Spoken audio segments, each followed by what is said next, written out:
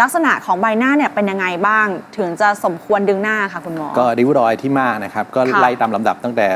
บริเวณหน้าผากลงมาที่คอเลยจากบริเวณหน้าผากเนี่ยถ้าเกิดเป็นมากๆเนี่ยเราไม่ต้องยักคิ้วไม่ต้องย่นคิ้วเนี่ยก็จะเห็นริ้วรอยแล้วเป็นริ้วรอยตามขวา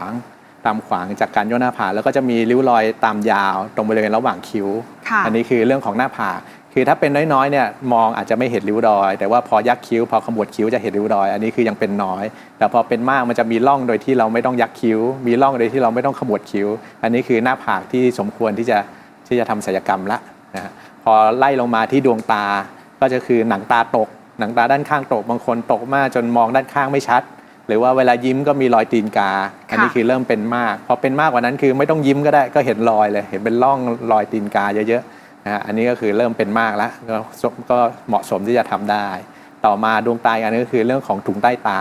ก็จะมีความนูนมีเป็นป่องๆมาที่ใต้ตาไล่ลงมาส่วนล่างก็จะเป็นเรื่องของโหนกแก้มที่หย่อนลงเรื่องของร่องริ้วรอยตรงบริเวณร่องแก้มรอยไล่ลงมาก็เป็นร่องน้ำหมากตรงบริเวณเหนียงบริเวณคอบริเวณคางสุดท้ายก็คือที่บริเวณคอก็จะมีเป็นเส้นเป็นเหนียงที่คอแล้วก็เป็น